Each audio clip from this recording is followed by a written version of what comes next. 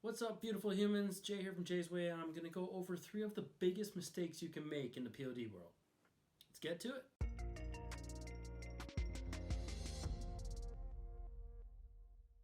So, mistake number one is trying to sell to everyone. If you try to sell to everyone, you're going to end up selling to no one.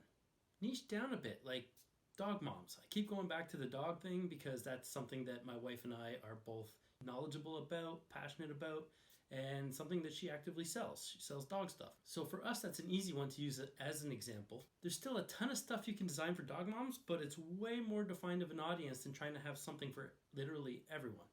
And getting your headspace kind of more focused in a niche makes it easier, a lot easier when it comes to SEO and putting marketing dollars behind your stuff. And it's more likely if you're focused in a niche that you'll find passionate customers. And those customers are even more likely to end up potentially becoming brand ambassadors. And a brand ambassador is somebody who's gonna, rep your stuff and wear it proudly and go to the dog park and talk about your stuff, like, you know what I mean, to all the other dog moms out there. And they'll be more than likely to come back and buy more. And this is massive when it comes to building any sort of brand identity. Do you want to be the Amazons and Walmarts of the world? No, you want to be the Bath and Body Works or the Nikes of the world, right? Where people go to those stores, those outlets or websites and purchase with intent. They know what they're getting when they get there and they keep going back for more of the same because they're passionate and they enjoy the products. You're more likely to end up having a passionate customer like that buying multiple items from you at the same time. Plus, getting a customer to come back a second time is way easier than getting that initial customer, the first time buyer kind of thing. They'll be more likely to buy multiple items, they'll be more likely to tell their friends about it, and they'll be more likely to come back and buy new things for other people if you offer more stuff in that sort of vein. Mistake number two is creating your own artwork if you suck at it. We all have this romantic idea going in that because we're so passionate about something, that we spend so much time on something, that it means so much to us, that this will somehow matter to the customer who has no idea about the time or effort or reasons behind what you did and why it took so long. We just hope that they appreciate it as much as we do because we love it so much. When really the fact of the matter is we've spent way too much time on a subpar piece of art that we should have probably either outsourced or listed when it was good enough. There's a saying that close is only good in horseshoes and hand grenades, but ultimately I'd like to throw, t-shirt designs in there too. People want unique, usually bold, eye-catching t-shirts or sweatshirts or whatever that catches their eye immediately. If they didn't, they'd just go to an art gallery and stare at questionable crap on canvas and wonder what the heck everyone else is staring at anyway. As a 20-year graphic designer, I made that mistake in the beginning too. I spent hours and hours on designs, and ultimately the average customer isn't going to be artistically educated enough to even be able to dissect or analyze the art in the way that you've designed it. And honestly, they just won't care that much. And if you're not a designer and you don't know how to properly match fonts to the artistic element, and you're not intending to learn how to do it properly, then just don't do it. Stick to easy, eye-catching stuff or outsource it. There's no shame in admitting your weaknesses. I mean, I can design a website, but it would take me to do like 2 weeks what a website designer who does it regularly can do in 4 or 5 hours.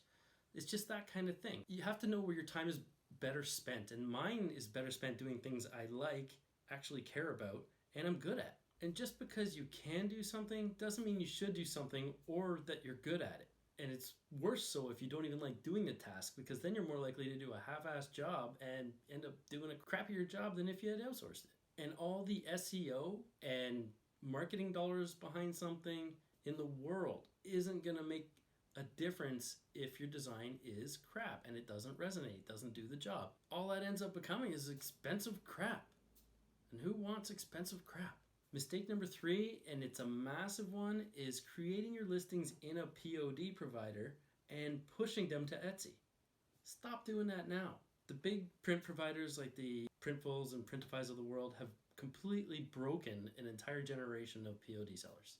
Just create the listings in Etsy and save yourself the headache going forward, because it will be a headache. What everyone is doing is ultimately backwards. You need to know the platform you're selling on. So create the listings in Etsy. It's not that hard. Then after you've gotten an order in Etsy and it shows up in your POD provider's like order summary, you just take the 10 seconds it is to find your artwork, drag and drop it onto the t-shirt designer in that POD, and process the order. Then when the same size and color combination for that particular listing gets ordered again, the artwork's already going to be there, and all you have to do in the Printful side of it is click on the order as it comes in and go complete order, and it'll auto-populate with that size, color, and that piece of artwork. And on the Printify end of things, instead of going into the Others tab on the right, you just have to go into the left tab where you'll see the order populate, and you can just click on that blue Submit Order button. And 98% of the POD providers I've tried in my time with Etsy work this way. It's that easy. And I've been saying this 4 or 5 years now. There's no point creating an insane amount of listings, hundreds or thousands in some cases, listings that people do that take hours or days or weeks, and then push them to your Etsy or whatever platform you're selling on if you don't even know if any of those items will actually sell.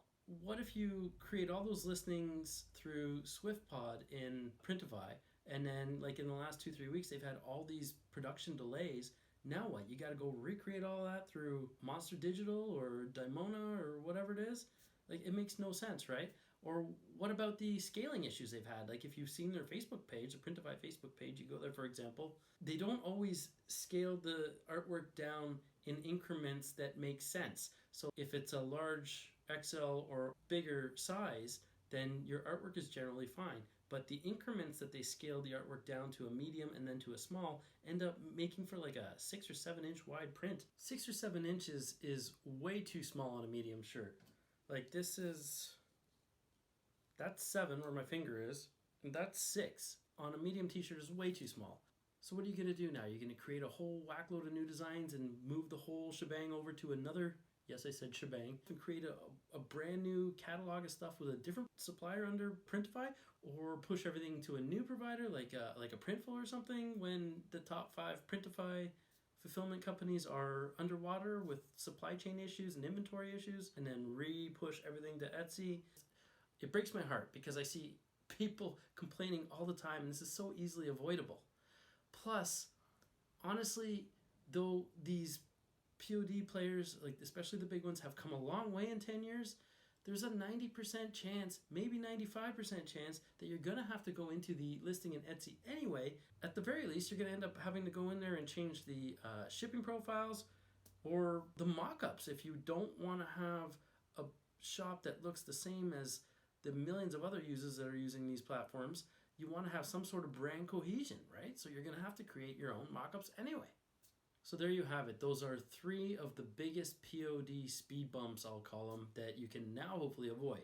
And I want to know, are there any mistakes or common other roadblocks that you guys see that you've got solutions to, or that you just don't know how to get around?